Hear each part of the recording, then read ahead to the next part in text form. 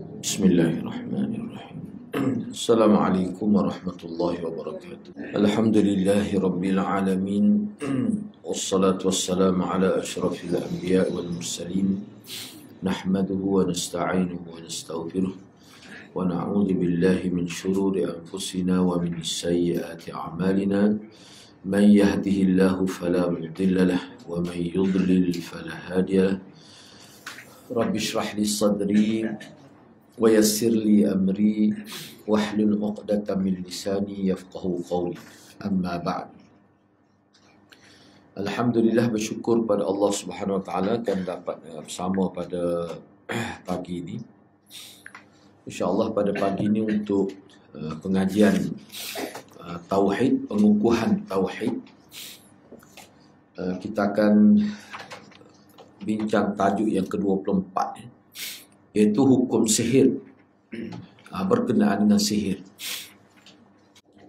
Muka surat 258 ni kalau kitab saya lah. Rasanya dia tak sama tu muka surat tu. Ada setengah-setengah tu berbeza kan. Bab yang ke-24, hukum sihir. Menurut bahasa, yakni etimologi, sihir maksudnya sesuatu yang halus dan tersembunyi. Itu dari segi bahasa lah. Cuma selain daripada itu, sihir juga boleh dengan erti, ini dari sudut bahasa lagi, dengan erti pukau kan? Terpesona pun boleh juga. Inna fi kalamihi la sihr, misalnya. Sesungguhnya dalam ucapan dia tu ada unsur yang memukau. Itu dari segi bahasa juga lah. Makna halus dan juga tersembunyi, dan boleh juga dengan erti yang mempesonakan, memukau, boleh juga. Itu dari segi bahasa. Walau bagaimanapun sihir, kalau menurut istilah syar'i, dari segi terminologi, sebagaimana yang disebutkan oleh Abu Muhammad, iaitu Abdullah bin Ahmad bin Muhammad bin Qudamah, atau lebih dikenal dengan Ibnu Qudamah Al-Maqdisi, beliau menyebutkan bahawa sihir itu adalah jimat-jimat. Jimat ni mana azimat lah, ni bahasa Indonesia kan. Bukan jimat cermat tu. Jimat-jimat tu mana azimat. Tangkal itu. Jampi, mentera, buhul ni maknanya kalau zaman Arab jahiliah dulu, dia buat simpul daripada tali, dia hembus pada tali. Itu kaedah, cara dia lah. Sebabnya berkenaan dengan bentuk-bentuk sihir, kita akan bincang dalam tajuk yang ke-25. Bentuk-bentuk, misalnya bab yang ke-25 tu bincang tentang sihir lagi. Cumanya bentuk-bentuk sihir. Dalam perbincangan 24 ni kita nak bincang tentang sihir itu sendiri mengikut pandangan agamanya, berdasarkan kepada nas Quran dan hadis, bagaimana keadaannya. Sebab sihir ni, bila kita sebut sihir, kalau dalam konteks orang Arab dulu, itu sinonim lah dengan kehidupan mereka. Sihir ini sebenarnya, sebab tu saya Umar bila ditanya, masyirk ya Umar, wahai Umar, apakah itu syirik? Sayyidina Umar jawab, asyirku as-sihru. Syirik ni sihir lah. Kita kata, macam mana ta'rif tu bila ditanya syirik, dia kata sihir. Itu dia panggil at-ta'rif bil mithli. Kita mentakrifkan sesuatu dengan sebut contoh. Kalau kita tanya kereta tu apa, kita kata Protos Harga tu lah. Itu dia panggil at-ta'rif bil mithli. Kita buat ta'rif dengan sebut contoh. Itu salah satu bentuk ta'rif juga. Mendefinisikan sesuatu dengan sebut contoh. Kadang untuk orang kampung dia mudah faham. Jadi begitulah juga. Baik. Jadi azimat ataupun tangkal-tangkal, jampi, mentera, buhul-buhul yang ditiup, yakni simpulan-simpulan tali yang ditiup, yang dijampilah, yang mana dia ada pengaruh pada hati, boleh berubah hati daripada sayang jadi benci dan sebagainya. Akal jadi bodoh, jadi ikut semua. Orang Melayu kita pun ada juga, akan datang kita bincang tu. Orang Melayu kita nasi tangah lah tak? Biasa dengar kan? Itu haram dia. Dan juga boleh memberi kesan pada badan. Ni kalau kita baca dalam kitab ulama kita sebut, dan Nabi sendiri pun ada kena sihir. Memang ada kesan lah. Jadi lemah tubuh, letih jadi. sakit orak dan sebagainya, memang boleh berlaku. Maka boleh dikatakan bahawa sihir itu boleh dengan izin Allah laku ke mana Allah beri. Ada kesan dia. Jadi sakit. Sampai mereka boleh menyebabkan kematian. Sihir itu. Dan boleh memisahkan antara suami isteri. Dan juga boleh membuatkan orang itu saling benci. Boleh berlaku perceraian suami isteri. Benci membenci akhir sekali berakhir dengan perceraian. Atau membuat dua orang yang saling asalnya tak ada perasaan saya tu jadi cinta. Tapi bukan dengan akal, bukan dengan perasaan, tapi kerana sihir. Itu maknanya dia mempengaruhi hati manusia tu. Boleh Allah beri. Benda jahat pun Allah beri juga. Sebagai ujian di dunia ni. Adapun alasan kenapakah dimasukkan sihir ni sebagai salah satu tajuk dalam kitab tauhid, apa letak di bawah kitab tauhid juga. Kenapa begitu? Sebabnya sihir itu banyak jenisnya. Dari segi amalannya sihir ni banyak jenis. Dan ada setengah-setengah tu terlibat dengan amalan syirik. Dan juga terlibat dengan amalan bertawassul dengan makhluk halus. Sama ada syaitan ke, jin ke. Jin ya, kata orang Melayu ni, dia kata orang Bunia tu bahasa Melayu kita ya. Makhluk halus ni itulah iblis, syaitan, jin tu. Sebab tu kalau mengikut kita kata orang-orang yang mahir dalam bidang orang Melayu kita lah, dia kata sebenarnya orang Melayu sebut tu sebenarnya jin tu, Bunia dan sebagainya. Kalau hatu kat paling banyak dalam Melayu kita. Setiap kawasan ada hatu dia. Hatu kubur, penunggu, penjaga kawasan. Baik. Jadi dimasukkan di bawah kitab tauhid kerana setengah-setengah sihir itu memang dari segi praktik dia cara dia tu adalah cara syirik dan juga bertawassul kepada makhluk halus. Tujuannya adalah untuk menyampaikan keinginan orang yang sahir itu. Orang tukar sihir itu. Dan kena ingat biar kita nak gambar yang biar jelas. Kalau zaman Arab jahiliah, dia tempat kita pun. Tukar-tukar sihir ni dia cari makan dengan perbuatan, dengan amalan sihir. Misalnya kalau melibatkan sihir, ahli korporat dengan 5,000 main-main. Sekali buat tu jadi suku kira. Tu ya. Jadi sumber pendapatan. Oleh kerana itu tauhid seorang hamba itu tidak akan sempurna sebelum dia meninggalkan semua jenis sihir, sama ada sihir yang syirik ataupun yang tidak syirik. Dia kena tinggal dia itu. Kita kena ingatlah kata jampi mentera diizinkan oleh syarak guna ayat Quran kita panggil ruqyah syariah tu lain. Tu lain tu. Nabi pun buat. Aisyah pun buat pada Nabi bila Nabi sakit, baca ayat Quran kemudian tiup pada tubuh. Mana patut minta dengan Tuhan sembuhkanlah dengan berkat Quran yang kita baca itu, tawassul dengan ayat Quran. Orang panggil ruqyah tu. Tu Nabi buat, sahabat buat. Waktu tak apa tu kan. Jadi tauhid, kalau kita nak tahqiq tauhid, nak pastikan tauhid itu benar-benar murni, jangan terlibatlah dengan perkara-perkara ni. Tak kira lah sihir tu lagu mana, hakikat lebih baik tak sah. Tinggalkan sebab ada bahaya di sini. Sikit ke banyak ke. Oleh kerana itulah syariat menggandingkan, dia letak sekali dalam satu baris dalam ayat Quran antara sihir dengan syirik ni akan datang disebut hadis tu. Hadis. Nabi sebut dalam satu hadis tentang berkenaan dengan sihir dan juga sebut tentang syirik. Mana digandingkan sekali. Sebab apa? Sebab dia ada sudut kesamaan. Itu bahaya. Sebab bom tempat kita ni pun banyak tu bom, tapi hakikatnya sihir. Guna makhluk halus ataupun guna bahan-bahan yang kotor. Kata ija, nak tengok dia buat. Allah kita loga tengok nak. Kata ija tu dia belah perut. Dia wagi tu, dia buat dah bagi dalam tu. Dia masuk rambut perempuan, nak tengok. Kita panggil santal. Hakikatnya sihir. Kerana nak suruh perempuan tu suka pada dia. Macam-macam. Sebab itulah ulama kata, biasanya sihir ni dia guna barang-barang kotor. Dia tak guna barang-barang bersih. Sebab kalau kita tengok jampi ni tak, Nabi ajar ni dia guna ayat Quran. Bahkan ada kelonggaran. Mana kita tiup pada air pun boleh, pada bunga. Tapi benda-benda yang bersih, bunga, Dekat bunga ni kalau kita tak jampi pun, zat Allah buat pada bunga tu dia ada unsur menyegarkan urat saraf. Jadi kalau kita guna pula tu baca ayat Quran, tu lagi baik. Jadi barang-barang bersih. Islam dia tak ajar kita berubat dengan kotor. Barang-barang kotor. Tapi kalau sihir ni, banyaklah kalau anak nak sebut kadang tak ngam. Kadang-kadang dia ambil, kita kata pakai dalai wanita. Anak tengok sebab anak nak tahu. Naknya kita kata lagu ni patutlah. Saya nama kata syirik pun. Sihir-sihir ni syirik. Apa tu? Cara tu. Baik. Misalnya dia ambil rambut kan. Dari sisi dia ambil curi sisi. Padahal nak ambil rambut tu lekat di sisi tu. Tu. Oleh kerana itulah syariat dia letak sekali tu dalam akhirat hadis akhirat.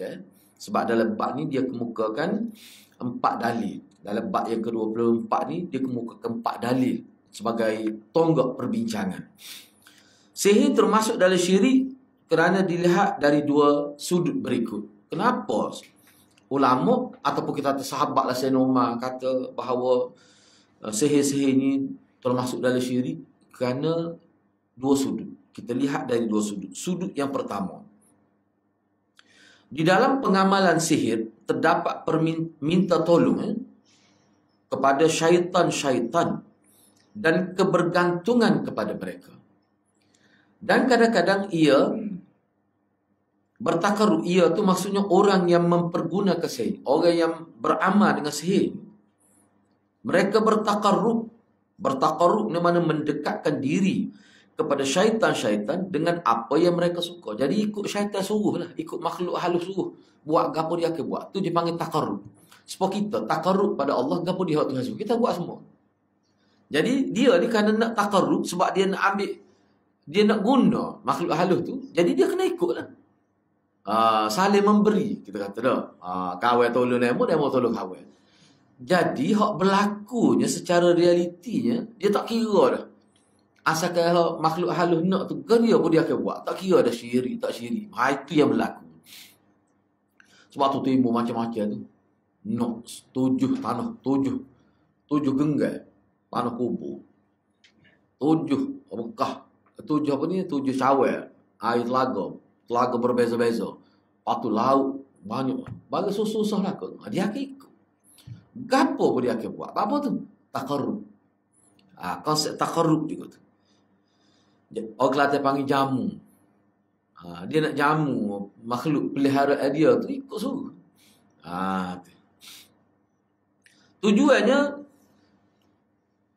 Tujuan mereka membantu supaya makhluk halus tu boleh bantu dia bila ada keperluan di masa-masa mendatang itu dan memenuhi keinginan dia. Tu. Seperti inilah kita kata, contohnya kita kata sesama manusia. Kadang-kadang seseorang tu rapat dengan pemerintah kerana nak sesuatu. Ikutlah dia kata apa. Jangan canggah. Hak dia tak suka. Jangan kecek dia tak suka. Jangan buat kenyataan bercanggah dia apa. Sebab kita nak sesuatu daripada dia. Jadi perangai tu dia ada juga dalam. Jadi dia kena layan semua permintaan makhluk halus tu supaya makhluk halus tu akan berkhidmat kepada dia bila sampai waktu dia perlu tu.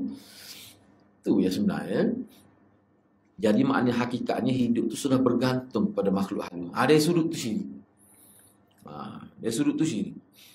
Yang kedua, di dalam sihir terdapat pengakuan mengetahui perkara gaib seperti mengetahui hal-hal yang akan terjadi dan pengakuan menjadi sekutu bagi Allah dalam ilmunya serta menempuh cara-cara yang boleh mengantarkan kepada hal tersebut. Ini termasuk dalam cabang-cabang syirik dan kekufuran. Jadi contoh kita kata, contoh biasanya kalau orang Arab dulu bila nak buat kerja besar, misalnya nak kahwin anak, dia tanya tarikh bilakah waktu yang sesuai. Akhir waktu ni tak ada nahas, tak ada perkara-perkara yang boleh menjejahkan majlis itu. Waktu kira waktu selamat lah, waktu yang kita kata senang kita kata. Sedangkan perkara akan itu melibatkan perkara yang akan datang. Jadi bila bomoh tersebut ataupun ahli sihir tersebut, dia akan percaya. Itu termasuk percaya pada perkara gaib. Sedangkan perkara gaib ini tertutup, mughlaq. Tidak tahu Nabi pun tak tahu. Jadi bila kita percaya ada orang yang boleh akses perkara ghaib, maknanya di situ ada unsur penyamaan terhadap Allah dengan makhluk. Dari sudut itu. Sebab tu sihir ni dia tidak payah. Dia mudah saja untuk berlaku tu sebenarnya. Ya. Walaupun ini khilaf ni, ada selagi dia panggil arraf. Arraf ni tempat kita pada jenis Tok Bomo, kalau baril lagi jumpa dia. Dia panggil arraf. Salah satu bentuk macam bomo dia panggil al-arraf. Hak ni khusus kalau baril lagi tanya dia. Jumpa tak jumpa tu lain cerita. Tetapi khidmat dia tu sangat diperlukan dalam masyarakat Arab jahiliah. Kita pada. Anak pernah pergi. Bukan nak bomo pun, cuma kita pergi tipu tu bomo. Dia tak tahu. Dia tanya kita barilan. Apa dia barilan? Tanya awak ke dia. Kau tahu? Anak sebut apa tu? Kambing. Padahal tak ada ilah pun. Anak tak ingat apa ekor tu ilah kami. Tak ada. Oh, dia kata kami tak ada. Dah melih dah. Padahal tak ada. Tak ada pun. Tak ada ilah pun. Mak dia tak tahu apa tu. Anak pergi tengok sedih. Kita tengok. Beratur. Ada kata amin nombor. Oh ni ilah kau tu. Anak pergi jumpa dia. Anak ingat lagi orang gitu dia jamu makan kata apa dia panggil tu hak jenis bukan rumpah laut tu hak juru dia macam hidup kan dia warna masak tu dia rendal air luka dia jadi kopsa gapo dia ni napa macam sotong gapo dia panggil tu gapo dia nama tu masak pun masak dia punya rasa dia boleh buka kan kalau buka besar jadi besar bukan. Tu kembas makuk tu waktu berbudaya cikan tu lah. Waktu tu. Ni dok ni. Dia boleh tahan lama berbulan-bulan tak apa. Dia minum ani ingat lagi nak bukan apa tidak berkait saya nak ayatnya. Ingat lagi nampak lagi dia punya tempat dia bom tu. Ni bagi elok. Tak cuba-cuba pun. Kita ngomong lagu ni. Tu araf dia panggil. Kalau dalam Arab tu dia panggil al-araf. Kan bagi elok ni kan termasuk ghaib juga tu. Muka tak ada siapa tengok. Cumanya setengah-setengah ulama dia kata hak tu tak syirik lagi. Sebab apa? Sebab dia kata dia guna khidmat makhluk halus dia boleh nampak. Tapi setengah ulama kata syirik dah. Bagi-bagi lagu ni jangan buat. Bila ulama kata tak syirik lagi, maknanya dekat dengan syirik tu. Cuma tak syirik lagi. Ada kata syirik dah tu. Dan lebih cenderung tu lah. Atas dasar sadduz zari'ah. Nak sekat takut jadi nak bahaya. Kerana syirik lagu mana? Syirik ni bukan kecil. Dia hilang semua kebaikan kita. Pahala hilang semua. Kalau dalam kitab Syekh Dr. Salim Ahli Lali, dia letak nombor 1 sekali. Perbuatan yang menyebabkan hilang semua kebaikan yang dicatat dalam buku amalan. Dia letak nombor 1. Kalau riak tu duduk nombor 2. Tu kena berhati-hati lah. Ada 2 sudut tu lah. Dan bila kata syirik ni apa maksud syirik? Syirik ni kufur yang paling berat. Syirik ni. Kufur ni banyak. Tapi yang paling beratnya kufur syirik kepada Allah. 2 sudut tu. Pertama sekali, dalam sihir tu dia ada makna minta tolong dan ada makna kebergantungan terhadap makhluk ghaib tu lah. Sebab Tok Bomo ni kita panggil Tok Bomo Melayu kita ni. Dia panggil kuhan. Tapi perbuatan itu dia panggil perbuatan sihir.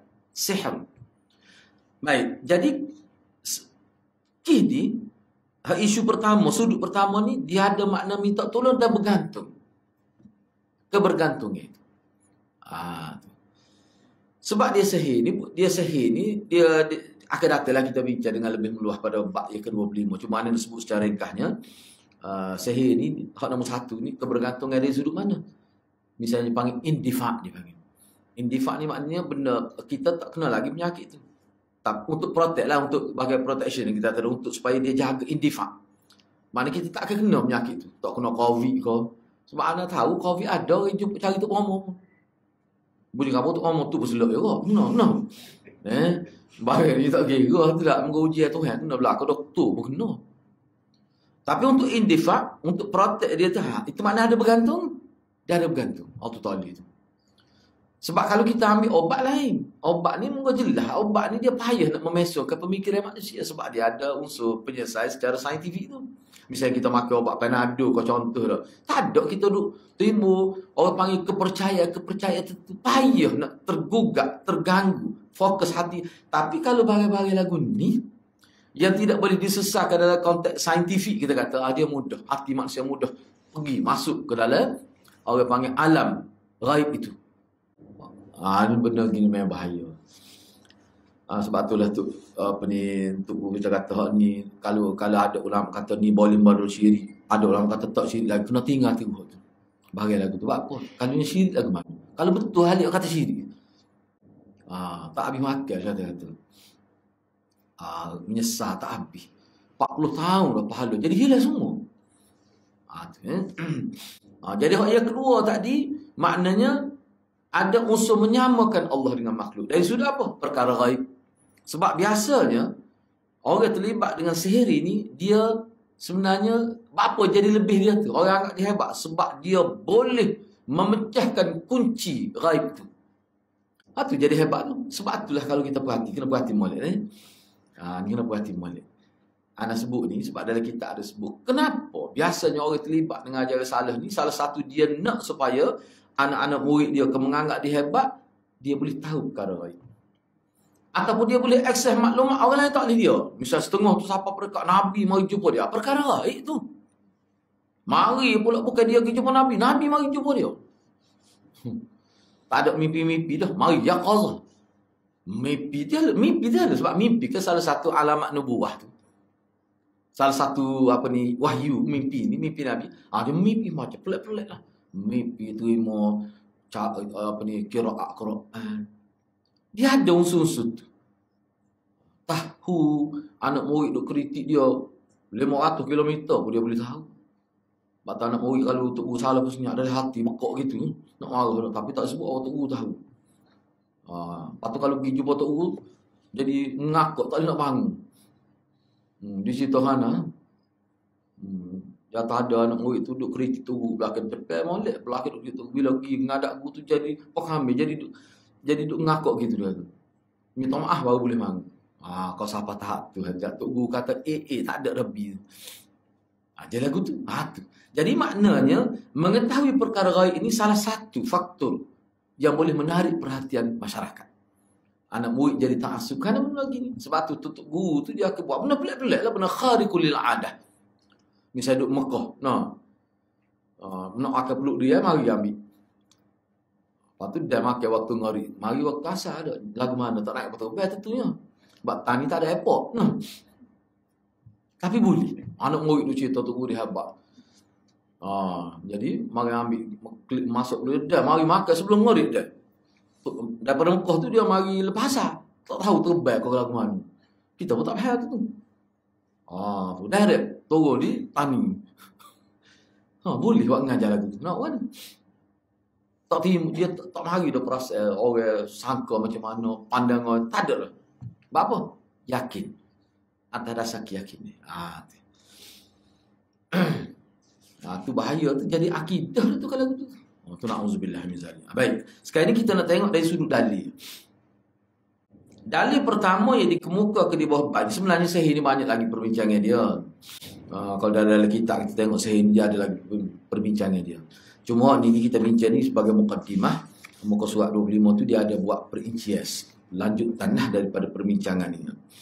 Baik, cuba tengok firman Allah dalam surah Baqarah ayat 102. Ni cerita Nabi Sulaiman lah ni, cerita di zaman Nabi Sulaiman. Ayat ni panjang juga ni, cuma dia ambil ringkas. Allah berfirman, "Walaqad 'alimu laman ishtarahu ma lahu fil akhirati min khalaq." Ayatnya panjang, dia ambil sikit saja. Apa maksudnya? Walaqad, dan demi sesungguhnya. Alimu, telah mengetahui oleh mereka. Ni ada terjemah secara harfiah lah. Walaqad, dan demi sesungguhnya. Kalau buat lam, waqad, dan sesungguhnya. Bila campur dengan lam tu dia kena terjemah dua. Demi sesungguhnya.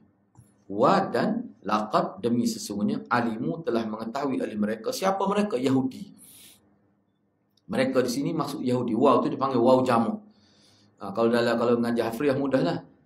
Kalau ujung kalimah tak ada waw alif, tu makna ramah. Tu mudah dia cara dia.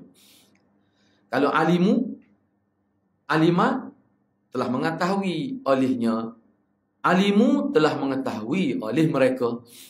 Siapa mereka itu? Yahudi. Kalau dalam tafsir sebut begitu. Laman ishtarahu, Sesungguhnya orang yang benar-benar la tu, orang yang benar-benar ishtarahu, telah membelinya. Dia guna istilah bahasa ishtara, telah membelinya. Membeli sihir, membeli sihir. Apa guna istilah membeli sihir ni? Sihir ni bukan barang, bukan dalam bentuk objek gitu. Maknanya di sini dia berlaku transaksi sebenarnya. Sihir ni tak berlaku. Dia mesti ada orang minta buat, orang tu bayar, kahwin ni buat. Dia ada give and take. Dia ada macam unsur jual beli juga. Sebab dia ni bentuk cari makan sebenarnya sihir ni. Suatu bentuk orang panggil dalam bentuk amalan yang melibatkan dua pihak paling kurang. Sebab tu diguna gitu. Buatlah gini, buat pada hari ni. Lepas tu untuk orang mau buat berapa ni? 300 ya bayar. Dia ada unsur gitu tu. Macam jual beli juga. Baik. Malahu fil akhirati min khalaq. Ma tidaklah baginya, bagi orang yang membeli sihir itu. Fil akhirati, di hari akhirat, min khalaq, dari habuan. Maknanya dia akan rugi. Tak ada untung langsung di hari akhirat. Maknanya ayat ni sebut satu perkara, poin paling besar, walaupun bawah tu dia buat poin paling besar. Kalau kita nak tadabbur, orang yang terlibat dengan sihir, tak kira dia sebagai ahli sihir ke, ataupun dia orang yang suruh ahli sihir itu buat, ataupun dia mencari bahan untuk sihir itu, tak kira, asalkan dia terlibat, maka dia akan rugi di hari akhirat. Boleh jadi di dunia dia untung. Allah nak uji dia supaya dia sesat tu jadi sihir dia, untunglah dia. Boleh jadi perceraian, dia boleh nikah dengan lelaki orang, dia boleh nikah dengan bini orang. Apa kita? Asalnya kerana dia sihir ni. Nampak untunglah di hari dunia. Akhirat, min la ma lahu fil akhirati min khalaq. Tak ada untung di hari akhirat. Kalau kita tengok dalam tafsir tak ada untung ni, makna dia ni kalau dia tak bertaubat, maksudnya dia mati dalam keadaan syirik pada Allah. Berat ya. Baik, cuba kita tengok faedah daripada ayat ni. Yang pertama sekali, faedah ni kesimpulan lah pengajaran dia. Yang pertama, penetapan bahawa sihir itu memiliki hakikat dan benar-benar ada. Ni Allah beri jadi.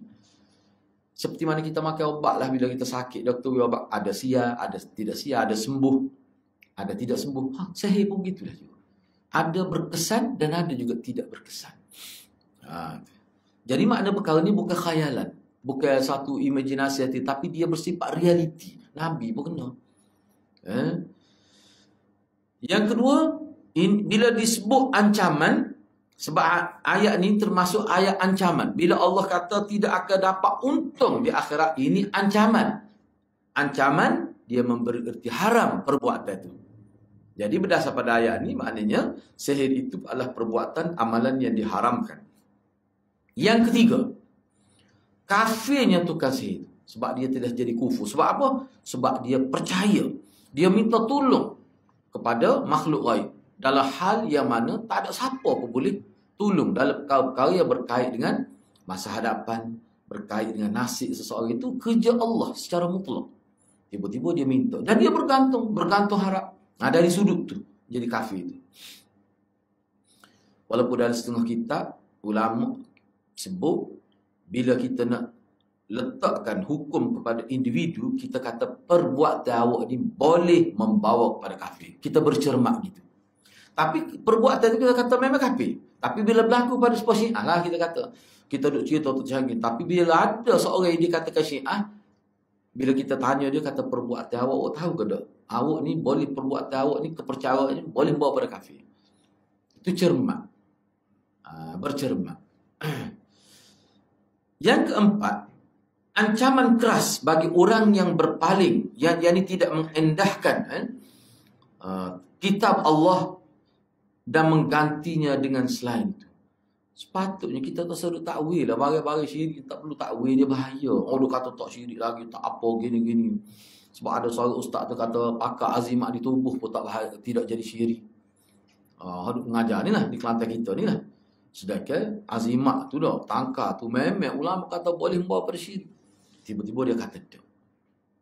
Tu bahaya tu. Sesak tu. Azimat ni sebenarnya terang nah tu. Bergantung kepada perkara mesti pakai azimat ni, tak kira lah kebergantungan kita, walaupun 1% ada pada objek sesuatu selain Allah tu, atau dia kira bergantung tu. Tak semesti 50%. Misalnya pakai cincin, yang biasa anda sebut kayu kokka ataupun apa sahajalah. Rasa selamat dengan ada dia. Itu boleh bawa pada sini. Bahayalah. Itu dalil yang pertama. Cerita ni kalau kita baca daripada awal lah, dia berkait dengan Nabi Sulaiman. Cerita Nabi Sulaiman kan. Tu bahawa benar nama dia tu. Apa ni? Malaikat Allah hantar Harut dan Marut tu kan. Bukan dia tu ajar, bukan dia tu merestui kata sihir ni boleh. Cuma dia mari ngajar tu nampak nak sesak sangat. Tak cakap royak. Tak cukup lagi dengan ada Nabi yang Allah hantar. Allah hantar dalam bentuk mengajar sihir. Tujuannya suruh lebih sesak lagi. Kalau kita baca dalam tafsir, ulama sebut salah satu kaedah kadang Allah nak menyesatkan manusia. Dia hantar Nabi pun tak pakai mah. Bui biarnya sesak lagi. Mari malaikat ajar. Bukan kata malaikat tu kata boleh. Bukan malaikat tu merestui sihir. Bukan malaikat kata wahyu daripada Tuhan supaya kamu mengamalkan sihir. Mari mengajar tu biar jadi sesak. Nampak nak sesak sangat. Tu kaedah Allah nak memusnahkan manusia sebelum turun bala tu. Cuba cerita Nabi Lut tu lah. Mari malaikat comel lot ni. Jatuh ni. Nampak jambu tu dah. Kata jambu. Titik air mulut bubuk dia jatuh-jatuh tu dah. Duk keliling rumah Nabi Lut. Malu Nabi Lut. Engkau tetamu dia mari. Rupanya mari tu sebagai ujian. Nampak nak sangat kau jatuh. Mari kau jatuh, kau comel. Kau jambu lah kita kata handsome ni. Bubuk dia tu kat duk keliling. Nabi Lut kata ambil anak puan aku lah. Kau sesuai kamu jatuh. Dia kata tak kamu tak tahu kami nak gapo. Malu Nabi apa tu? Engkau tetamu dia. Jadi Nabi Lut pun tak tahu bahawa malaikat sebenarnya mari sebagai ujian kepada kaum dia. Akhir sekali malaikat kata kami ni mari ni semua utusan Tuhan malaikat. Nak ayat kamu keluar sebelum subuh mu kena keluar dari kampung sebab akan dimusnahkan kampung itu. Kita dengar pun dia belum baca cerita tu kan. Minta keluar segera. Kat mana berimeh keluar dari kampung sebab akan dimusnahkan kampung tu. Habis mati bakar tak ada. Tu cara Allah. Jadi kita kena fikir gini, biarlah kita nak masuk bulan Ramadan ni kita duk sibuk dengan tadabbur. Sebenarnya ayat-ayat begitu isyarat kepada kita. Kadang-kadang bila satu masyarakat sesak dengan jumlah yang besar, skala besar, tiba-tiba Allah mempermudahkan lagi sesak bahaya tu. Sedangkan Allah tak sesak. Tiba-tiba jadi Allah mudah. Mari pula pala-pala sesak, nyepak terima pula. Seolah-olah nampak nak sesak sangat. Mari. Benar, lebih mudah jadi sesak. Itu kena beringat tu kalau orang yang memahami dengan halus ayat Quran, kata bahaya ni. Nampak nak mari bala dah ni. Allah tidak sekat. Kau bui lagi nak sesak. Tu bahaya tu. Kita kata apa jadi mudah sangat orang terima. Rupanya nak sampai tahap tu bala tu. Ayo using. Kita kena using tu. Orang hidup ngapik, hidup joget kubur-kubur, tiba-tiba ahli agama besar juga jawatan. Itu salah satu cara nak memperkenalkan tokoh. Kau duduk kat kita, boleh nyakit. Aduh, dia kata begitu. Orang report pada dia. Kena ambil tenakkan lah Datuk. Ni siapa duduk menoppak, duduk zikir, menoppak kubur orang sekitar. Orang kubur tak tahulah bisi kau orang hidup ni. Siapa nak semaya pun terganggu. Mana tak ingat rata video tu. Teman tak kena saya madan simpan tu video tu. Dia kubur tak kenali kan. Orang tahu lah kau tu nah. Ada video kan. Bila orang report dia kata dok, dia kata tak apa, tu salah satu cara nak memperkenalkan tokoh. Dia jawab gitu. Ni bagian urusan kita ni. Maknanya Allah jadi orang agama pun jadi mikir tu sesuai pula dengan maksiat tu. Nauzubillah min zalik. Atau bahaya tu. Bahaya tu maknanya khijat kita berat tu. Sebab tu bagian Allah ni dia kena kecek.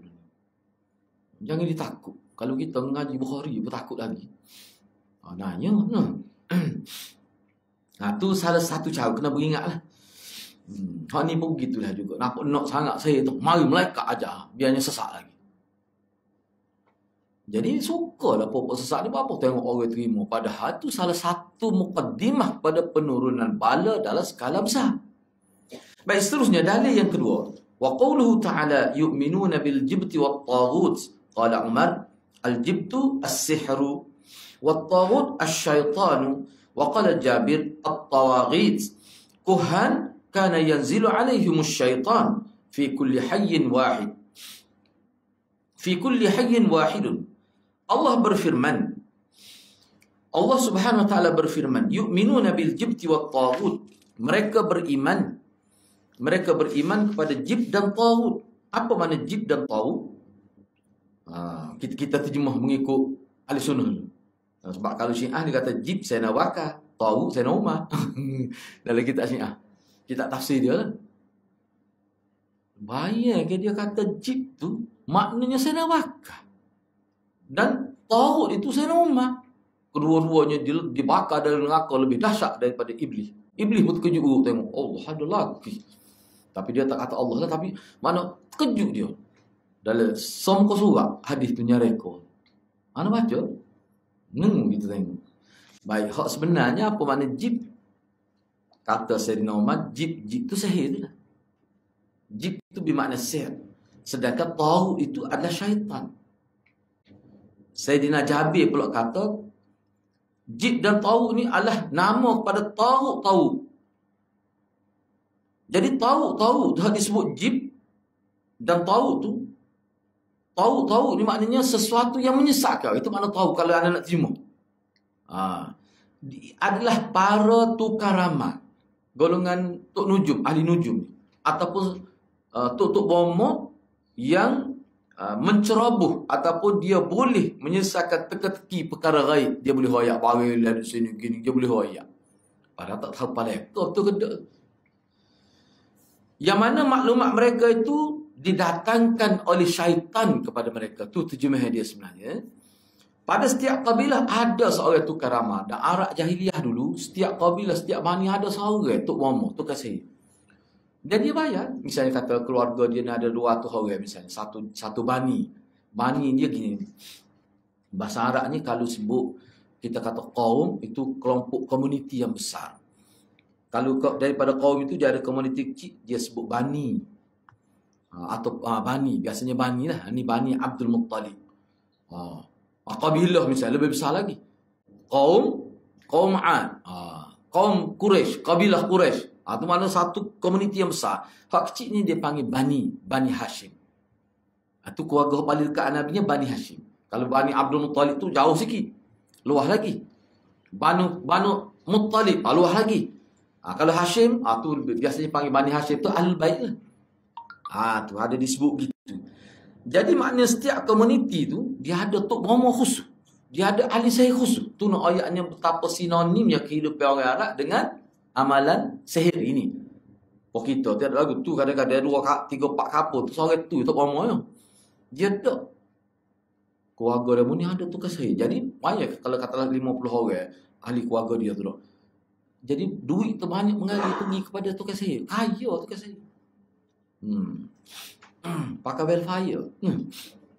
Babu piti banyak. Sebab supporter tu besar. Kalau bani tu komuniti lebih besar, lebih banyaklah duit dia. Sebab apa nak nego, nak buka kedai, nak buat gapuan, nekoh, ngandung, semua guna khidmat saya. Boy kita dalam dulu lah. Kita dulu kan. Kalau ngandung anak pertama tu kan, macam-macam tengok dia buat. Anak pernah tengok. Hidup anak sekalian tengok. Dia panggil, dia tak wanya tapi dia melengger tau. Kita kata awak menanti apa lah kita. Anak tengok masa anak sekolah rendah. Klik ayat kamu. Orang melengger nama dia. Dia letak wanya. Bawa jatuh ni. Jadi kalau alik kanan tu dia panggil tafaul. Molek lah. Kalau alik kiri tu tasya'um dia panggil. Tu negatif lah tu. Ada nyakit tu dia panggil melengger. Paruk tu. Tutup bidai ada. Tutup bidai. Dia buat. Anda tengok tak tahu gapo kita ni. Kalau klik mak kita duk syarah. Ada orang Melayu banyak tu. Waktu lepas beranak pula. Nak pelepah dia panggil tu. Anda tengok juga. Dia guna benar yang panjang bolak gitu dah. Masuk lucu kita tengok tu. Tapi nak buat macam mana kita. Nak orang buat dapur tu pula tu. Muka dulu dia kena dapur ke.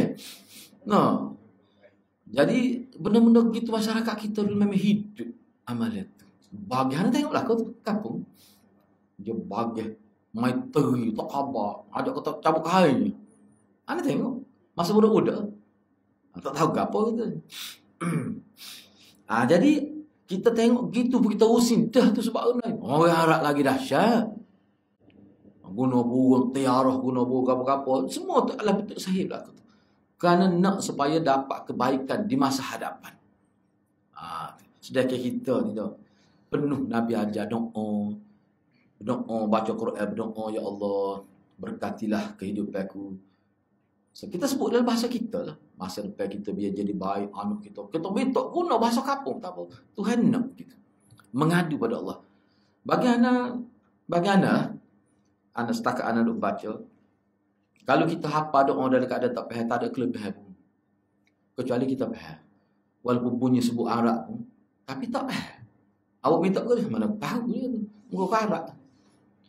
Minta ni bukan lagu tu. Dalil dia banyak benar. Tutup email baca doa asal. Kadang-kadang baca khutbah pun tak faham. Guna ke Arab. Malakana Sultan. Biasa kita dengar Malakana. Malak ni malaikat. Raja ni malik. Tu khabar habis. Malakana Sultan. Dia kalau malak ni malakul maut. Dia panggil malak. Malak Jibril. Malaikat Jibril. Malak. Kalau raja malik. Tapi muka tak tahu. Tak apalah kalau doa. Memang tidak munasabah. Ada seorang itu email tu. Ni ayatnya sebab kita ni. Sebenarnya kalau kita perhatikan. Amalan syariah kita kata bomoh dan sebenarnya adalah merupakan bentuk isti'anah minta tolong. Tu asal dia nya. Minta tolong ya asalnya. Cuma guna makhluk halus dalam bentuk ni, dalam bentuk ni. Lepas tu Nabi tak ajar ke kita cara berdoa? Ajar. Lengkap. Tak perlu dah pada hal lain sebenarnya. Jadi minta tolong tu jadi perkara gini lah kita kata tak. Muka dia asal dia minta tolong. Jadi dia tunjuk pada anak lah email tu. Ni dia baca sama. Dah anak pun muka kita pergi kuliah. Kita kata nak tegur lah ke mana tu. Yang banyak lah salah dia minta doa. Lafaz Arab itu. Dia puasa tak sedap juga balik. Satu hari tu dia kata Ustaz dia lepas main Ustaz dia boleh tunggu dah. Tak ada tunggu. Dia mari buku doa. Kok dia tanda dah. Kok dia hafal dah. Banyak hari dia tak hafal. Sebab bakal ada orang kritik dah dia kata tak betul. Rupanya buku doa tu salah beberapa hari. Anak tanya dia. Dia kata salah hari ni satu hati. Imam faham ke tak maksud dia ni. Tu anak tanya tu dia kata. Mana dia amal lama tu. Baru dia tanya. Dia salah hari memang banyak. Memang banyak semua. Lepas tu dia tak tahu apa satu. Kata gini tu email kata. Kalau tu email tak tahu. Tak tercapai maksud minta. Sebab minta ni keperluan. Benda-benda gitu. Apa anda sebut gitu dalam konteks perbincangan kita? Sebab hal ni sebenarnya dia nak minta ni. Isti'anah minta tolong. Cuma menggunakan cara yang salah. Apa salah tu? Sebab dia minta dengan makhluk halus. Dan cara tu dia menyebabkan ada sudut kebergantungan. Sebab makhluk halus pun dia tak pernah tengok. Cuma anda tanya bomo. Ada bomo yang rapat yang anda. Dia gini, anak pernah pergi jumpa ni Kelantan kita kot, dia baca tu ya, beberapa orang juga anak pergi. Dia ayat kanan, anak tak terlibat cuma anak pergi tu, kita kecek dia jadi dia mudah mesra tu orang ni. Telefon dia sepanjang ni. Telefon dia, telefon dia. Dia wak kayu kemuning. Patu keris saga dan sehari. Dia telefon ke makhluk halus tu, anak dengar kata lakah ni tu kemuning tu. Pasal ini tengok ada panjang ni. Hari-hari tu tak apa depa tapi kejut kita geli. Kena duduk jauh-jauh cuaca hidup dia panjang. Dia kecek tu sebab kita kecek telefon. Anda rasa makhluk halus tapi dia tu ya dia nak add depan kita tu. Nak kayu kemuni telegram. Dia besar. Tu anak sebut ni kalau kita dah bincang memang Arab gitu. Dia kata bila saya bunyi sini tu dia kata masa tu boleh nak tanya. Kita apa tak pelik. Dia baca ayat dia jaga kop pun. Kita tanya. Dia kata bila tanya tu jawabnya kena tulis. Kita tanya. Suara lain pun. Suara lain. Tidak suara dia. Ada kali kedua tu waktu jadi bunyi bahasa tani. Anak kata bukan suara dia ni. Bukan suara dia. Patekuk bunyi tu ada. Baru tu suara dia. Dia tanya gapo dia tanya. Dia tak satu. Mana tutup telinga dia tutup. Seolah dia masuk alam ghaib. Jadi alam musyahadah ni dia tak tahu. Sebab dia tanya Dia tanya ke dia ni. Lepas tu dia jawab lagu ni. Hak dia jawab tu misalnya kata dia suruh cari batu di 7 gunung. Kena cari. Baru dia boleh buat. Jadi hak sebut tu makhluk peliharaan dia. Ni lah kita nak bincang. Banyak ke? Makhluk halus. Tak tahu dia tu kafir ke. Islam tak tahu tu. Lepas tu kalau dia suruh buat benda-benda. Misalnya contohnya ada berlaku. Dia pandai kot. Dia kata mana tok ayah tadi dia suruh sembelih ayam putih ambil darah. Lepas tu ayam tu golah. Tu. Anak kata tak boleh ni syirik. Tak boleh sembelih ayam. Ambil darah gitu. Tak boleh. Tak ada khilaf ulama tu. Sembelih dengan tujuan tu. Dia kata baca bismillah. Betul baca bismillah pun. Niat tu dah serayat lah. Muka kawin tu suruh sembelih tu. Dia ikut. Anak kata sudah kecoh. Anak kata dia ikut apa tu? Dia nak dapat khidmat kawin tu. Dia kena samit nawak atau anda. Apa kau tidak kawin tu tak tolong. Jadi maknanya sudah bergantung dengan makhluk tu. Tu bahayanya. Benda-benda gini orang yang tidak mengaji akidah dia tak terasa salah. Benda tu lah sebenarnya saya nak kata syirik tu. Syirik tu dari segi pengamalan tu. Baik, cuba kita tengok penerangan hal ni. Yang dalam ayat sebelumnya, ayat surah Al-Baqarah tu, ayat 102, Allah Subhanahu Wa Taala berfirman bahawa sesungguhnya orang-orang Yahudi yang mereka lebih suka mengikuti tukang sihir daripada mengikuti para rasul dan beriman kepada Allah. Jadi dia lebih percaya pada tukang sihir daripada Nabi yang diturunkan dalam bangsa dia sendiri. Sebab Nabi Muhammad lah. Tak percaya ke Nabi, tapi tukang sihir dia percaya. Padahal dia kata Al-Amin tu bukan tukang sihir tu. Nabi Muhammad ni. Tapi dia tak percaya. Jadi ayat ni dia kritik semua tu pokok salah tu. Sama ada Yahudi ke, pokok kafir Quraisy ke, semua dikritik dalam ayat. Lebih percaya pada tu agama daripada Nabi. Pada Nabi itulah dia panggil Al-Amin. Mereka sudah tahu, pokok Yahudi sudah tahu bahawa mereka yang melakukan hal tersebut tidak akan mendapat bahagian baik, habuan baik di hari akhirat. Dia tahu. Tapi apa ikut juga tu. Sebab hati dia sudah rosak. Hati sudah cenderung pada kekufuran itu. Apa tu? Sebab dia sudah hidup lama dah begitu. Sedangkan dalam surah An-Nisa ayat 51 ni, dalam surah An-Nisa ayat 51 ni, ayat kedua ni, yu'minuna bil jibti wat taghut ini, ayat ini Allah menceritakan mengenai orang-orang Yahudi bahawasanya mereka membenarkan dan percaya kepada jib, kepada ahli sihir tu. Sebelum ni kita bincang dah, ahli sihir ni maklumat dia sebut tu dia ambil daripada syaitan tu lah, daripada jin-jin hak kafir ke. Kan kita bincang dah sebelum dalam ayat kan, mana iblis, syaitan ke apa ni, jin kan dia boleh naik ke langit ni, nak curi dengar, nak dengar percakapan malaikat itu. Kemudian dilontar Allah dengan orang panggil dengan apa ni, meteor tu. Itu memang dia sudah disebut sebab tu ada maklumat betul. Sebab tu kan ada 1000 adalah sahab tu. Betul pun, betul sebanyak mana. Sebab pokok ni kadang-kadang dia dengar semuanya ni. Kalau dia royak sedepah. Dia berhawah tu. So orang lah juga. Nak sebut dia kata maklumat sebanyak ni. Kalau royak pun tak boleh piti banyak ni. Baik kita royak banyak, baru boleh duit banyak. Nampak ria tu, nampak grand tu. Sebab ada budak-budak kata, dia terlepas baca Quran ni, dok orang panjang sikit. Sebab ni umur orang kaya ni. Apa ya? Aku tu juga jim pun. Faham sulah ya? Tu benda-benda gitu. Jadi kalau kita tengok ni, kita bahasa, kata teruk ni. Sebab ulama kata ni ada sampai kiamat ni. Selagi ada manusia, adalah perbuatan. Sebab syaitan ada sampai kiamat. Jadi mereka membenar, percaya kepada jib ahli sihir tu. Yang mana maklumat ahli sihir tu daripada mana? Kalau Nabi Muhammad, para Nabi, para Rasul, maklumat mereka daripada mana? Wahyu daripada Allah.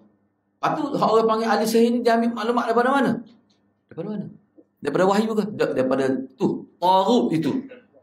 Taghut tu jin ni menyesatkan manusia tu. Asal taghut ni dalam bahasa Arab maknanya dia gini. Kalau dalam bahasa Arab dia panggil tara. Tara ni kalau orang belajar bahasa Arab maknanya air yang melimpahi tebing. Jadi air tu bila dia tinggi dia keluar melalui tebing, jadi banjir lah. Mana air tu sudah tidak melalui saluran sungai dah, sudah melimpahi tebing. Tara ni maknanya melampau. asalnya sifat kepada air yang tinggi, sudah melepasi tebing sungai itu. Tu kalau kita tengok dalam fiqhul lughah. Jadi sebab tu digunakan tahu, maknanya perbuatan ini sudah melampau. Sedangkan kita kata nak bomo ni ada cara agama hak dibenarkan dengan menggunakan ayat Quran. Hak kita panggil ruqyah syariah tu boleh, bukan tak boleh. Oh kita kata buat tu tak yakin tak siap. Hak dia buat ni siap ke? Tak juga. Kita pergi SM tu kalau niaga, siap semua ke tidak? Banyak tak siap. Berakhir dengan kematian. Tapi kenapa kita tetap ada harapan situ? Masih berharap. Tapi hak ni, sedangkan hak tu sembuh bukan Allah. Sebab itulah dalam sistem pendidikan kita, dia ada satu sukat terpenting, dia panggil hukum sebab musabab. Itu sukat terpenting tu. Dalam bab percaya kepada Allah. Memang Allah suruh kita berubat, tapi hak tu dalam hukum sebab musabab. Jadi kita tak boleh tinggal Tuhan punya sebab itu. Yang kita panggil Allah. Sebab tu kita berubat agama bismillahirrahmanirrahim. Ya Allah sembuhkanlah. Makan obat. Hak makan obat tu Allah panggil zahir. Tuhan suruh boleh pada juga. Lepas tu kita berdoa tu, kita minta dengan Tuhan punya sebab. Dialah hakikat penyembuh. Maknanya hubung kita hidup ni, kita tidak terpisah dengan realiti dan lagi tidak terpisah pada Tuhan punya realiti tu. Apa dia? Allah lah.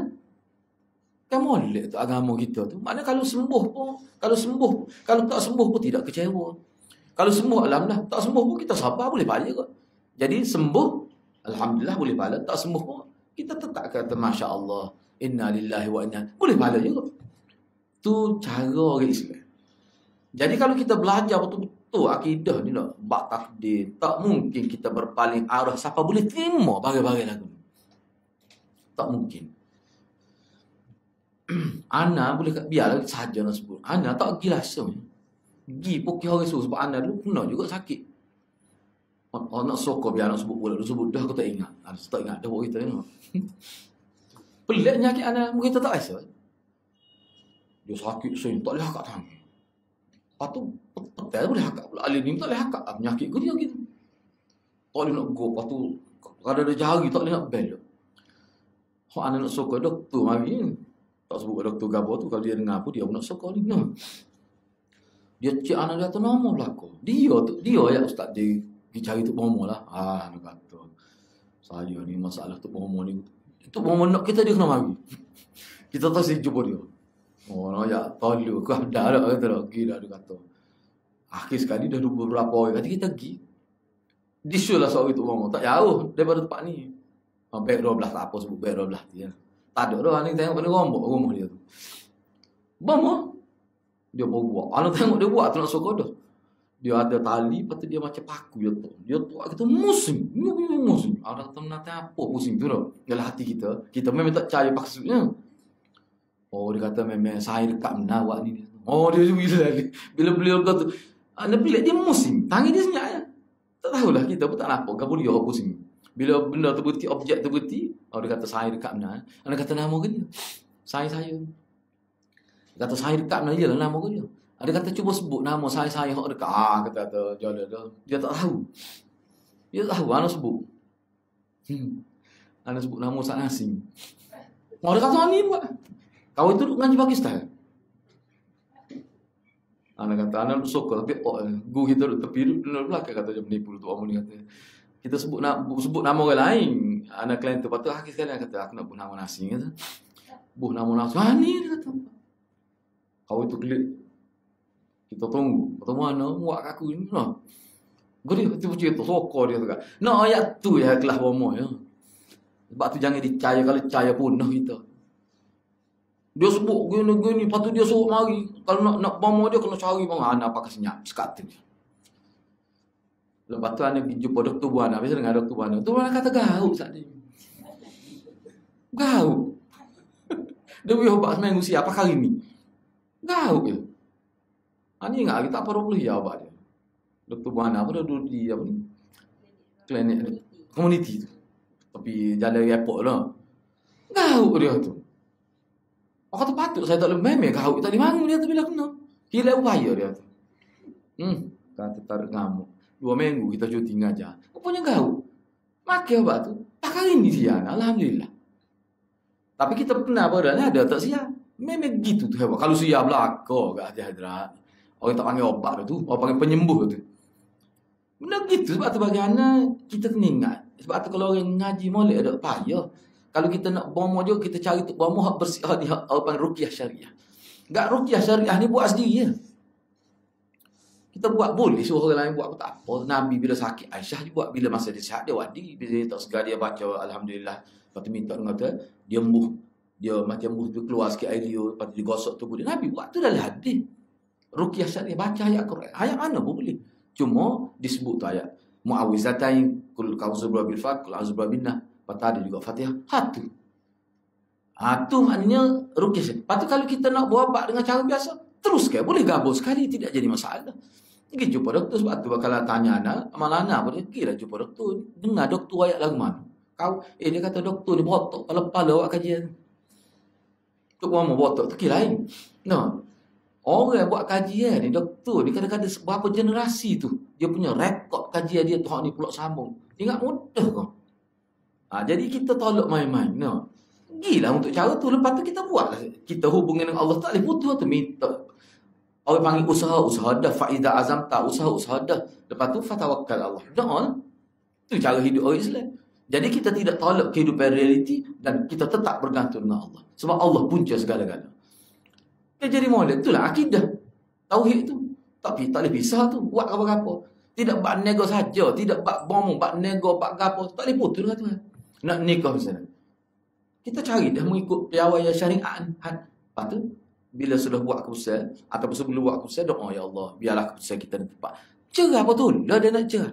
Sebab tu sahabat Nabi pada cerah. Itu bab lain. Sebab tu kata, kalau faham oleh mengaji akidah ni, kita buat dalam keadaan sentiasa berkait dengan Allah perbuatan kita. Lepas tu, bila berlaku sesuatu di luar jangka, itu takdir lah. Tidak jadi masalah. Tidak jadi masalah.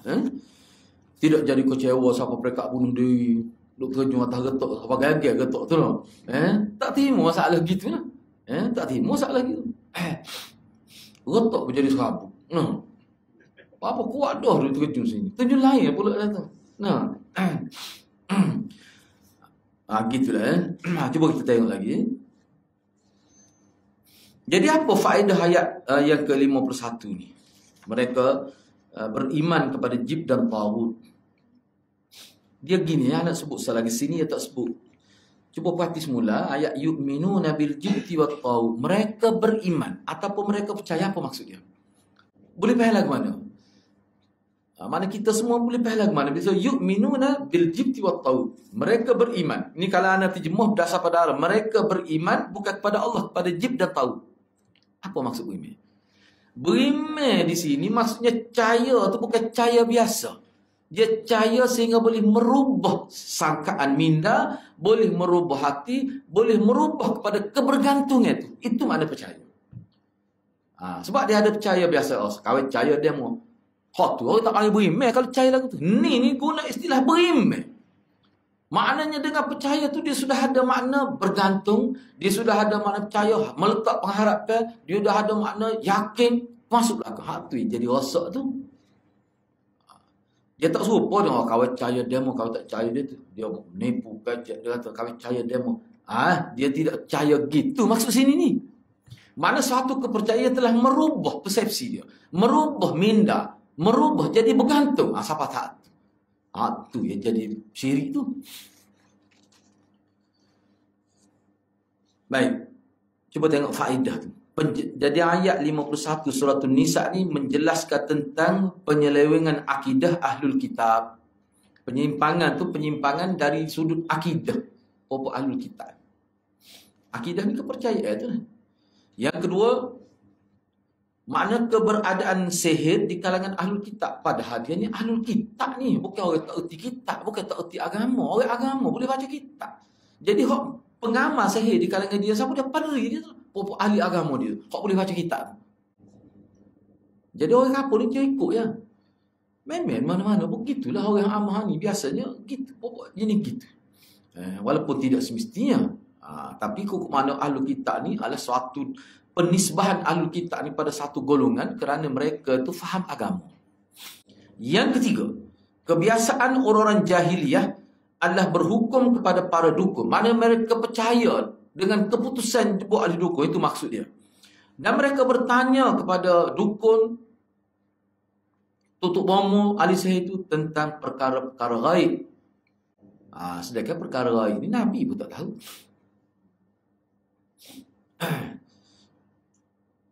Saat ni kan anda sebut tadi, dia percaya tubuh tarikat dia tu Naqsyabandi lah dia ni. Naqsyabandi. Itulah tubuh dia sampai dia mati sampai Datuk apa ni mufti wilayah nama dia Hashim Yahya. Ingat tak? Masa tu lah dia meninggal dunia. Masa tu. Anda ingat lah sebab perkara tu berlaku depan anak murid dia cerita ni.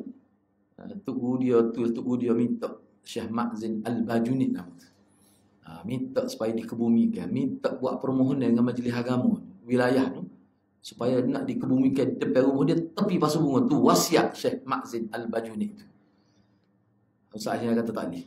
Ustaz Yahya dia tahu dia kalau tanah situ jadi tempat pemujaan lah. Dia kata tak boleh, kena tanah tempat kubur Islam biasa. Ustaz Hashim tahu dia. Datuk Hashim dia tahu dia ni nyakit bobok ni. Padahal hukum fiqh boleh. Tak ada masalah kita nak tanah tapi orang kita boleh. Tak semesti kubur amal boleh. Tetapi di situ tu pentingnya hukum itu. Hukum pemerintah tu. Bila orang ada kuasa kata tak boleh. Atas rasa apa? Sadduz zari'ah. Nak sekat, takut jadi bahaya. Cuba bahaya kira. Kalau dia tanah tepi pokok bunga tu. Pokok dia hidup zikir situ lah. Nya tambah jadi rumah dia peluah. Jadi dalam rumah pula. Boleh jadi. Yang ketiga, yang keempat, sihir termasuk syirik yang boleh menafikan tauhid. Kerana sihir merupakan permintaan bantuan kepada makhluk halus. Anda terjemah makhluk halus lebih global lagi. Kalau syaitan apa khusus sangat. Makhluk halus dan bergantung pada mereka. Tadilah sebab atas dasar iman, percaya, yu'minu nabil jib. Siapa mereka bergantung, bukan percaya biasa.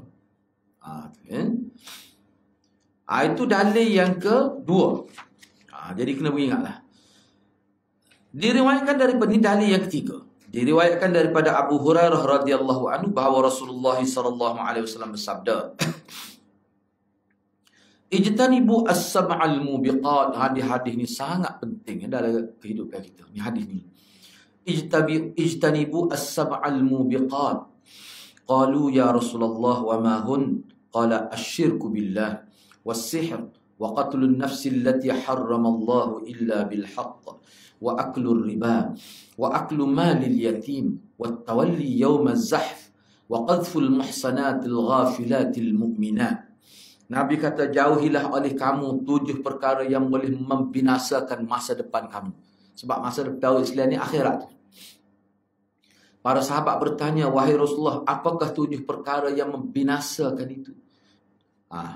Bubuh nombor mudah. Nombor 1. Ya 7. Mensyirikkan Allah. Kita tak payah hurah, kita tengok bawah lepas ni lah. Kamu tahu belakang dah syirik tu apa maksud. Syirik kepada Allah. Yang kedua, sihir.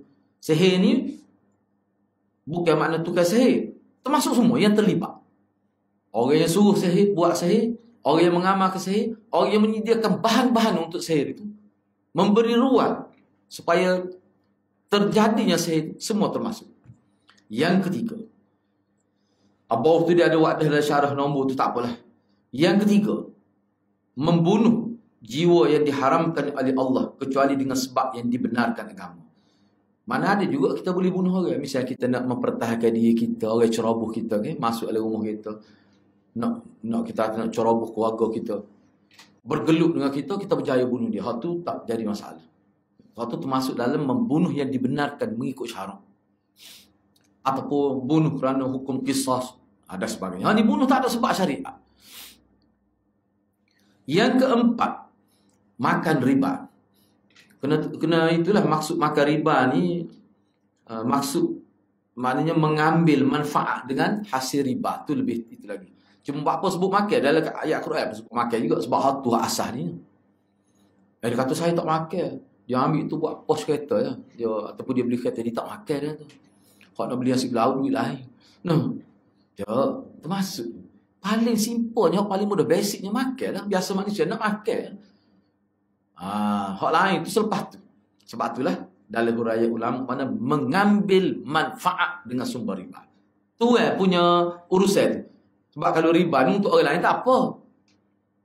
Contohnya misalnya contoh Hana ambil riba. Jadi anak nak membersih kata kena keluar duit riba. Lepas tu nak wis apa? Wis pada masyarakat. Oh, miskin asnah tu hal lah. Sebab duit riba ni bukan haram zati, haram li ghairi. Bukan haram zat, haram kerana sebab. Sebab lain.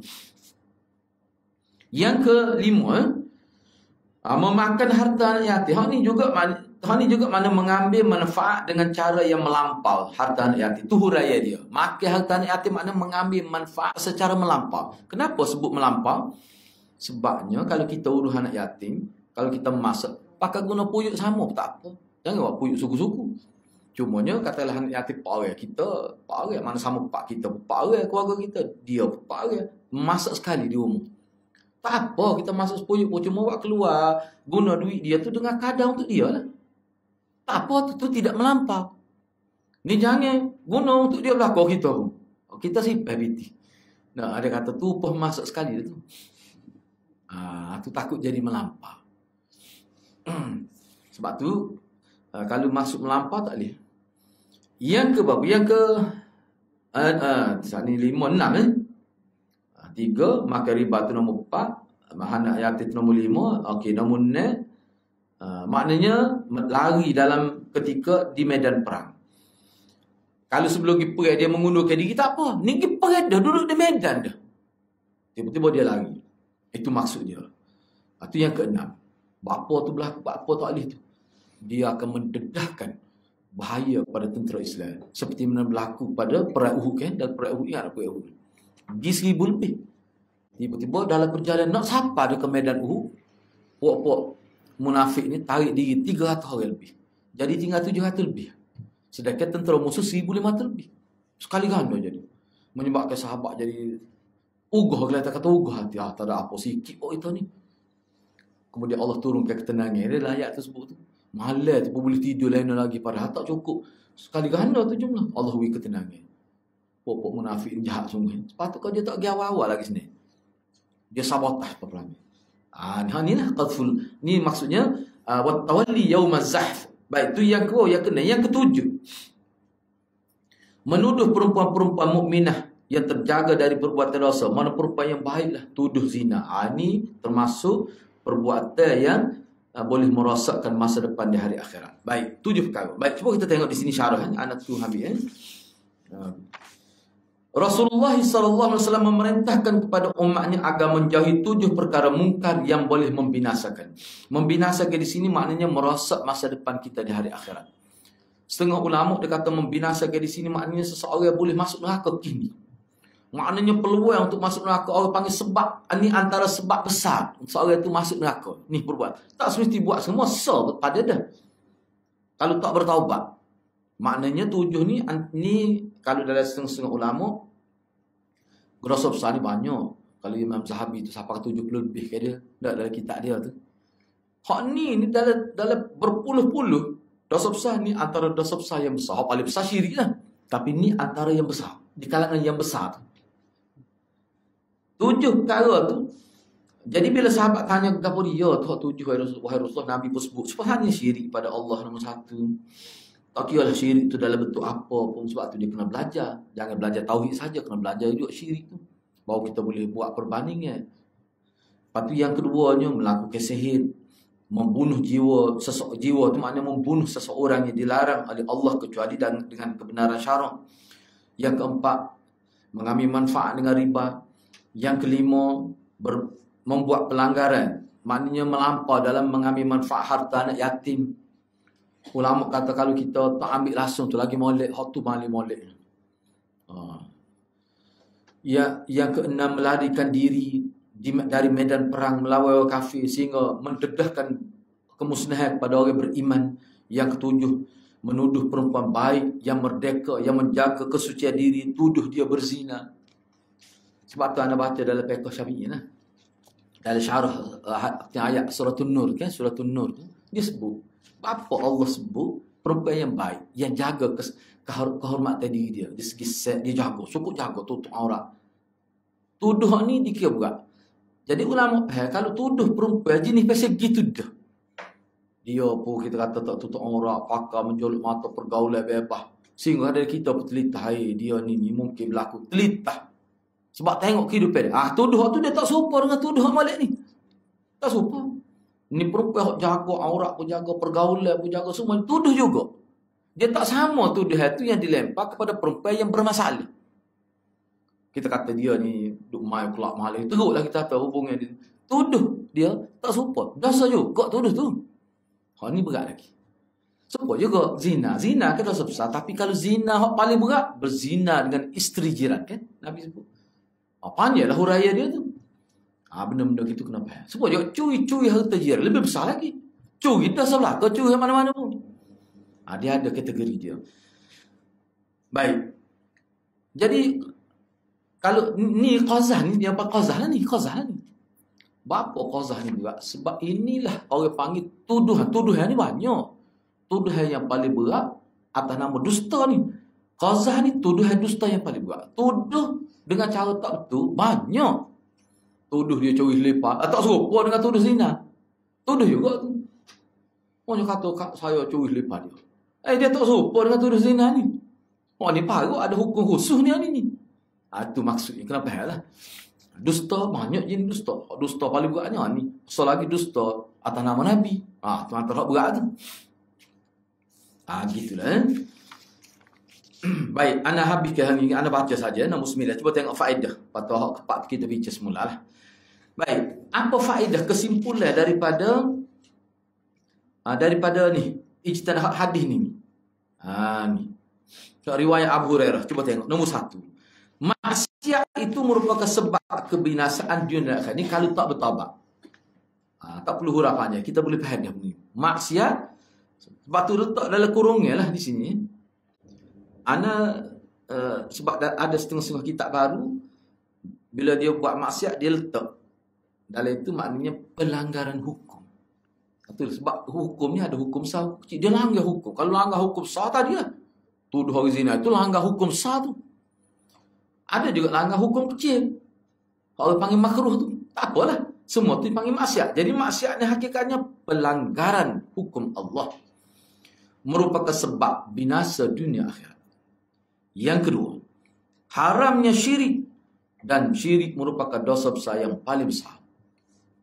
Yang ketiga, haram mempelajari, mempraktikkan dan mengajarkan sihir. Ataupun nak mudah agak, haram terlibat dengan sihir. Itu termasuk semua dah. Terlibat dalam apa bentuk penglibatan? Talih. Semuanya haram. Cumanya ulama kata hak haram, hak paling besar dosanya, hak jom buat tu. Jom buat. Yang melakukan amalan tu. Supaya juga fitnah. Dalam apa bentuk pun dosa. Hak fitnah paling berat mana? Baik, fitnah ni dosa. Dalam semua peringkat. Apa saja fitnah dosa. Tapi hak paling banyak dosa, pemula fitnah. Masdar dia, punca fitnah. Katakanlah A, dia buat fitnah B. Tiba-tiba, fitnah dia tu disebar di sejuta orang. Dia tak sama, dia paling besar dosa. Sebab apa? Sebab semua sejuta orang itu berpunca daripada dia. Dia boleh saham dosa tu. Tu kena ingat tu. Itu memang ulama sebut lah. Apa-apa pula tu. Sebab tu kita jangan jadi punca pada perkara yang tak boleh. Kita pula jadi pemula. Just tak aku latih kata. Dia orang buat gini ni. Tokek lah ke bahasa Kelantan kita dah. Dengan sebab dia yang buat sunnah tu, sunnah tak boleh. Orang lain je ikut. Dia paling besar.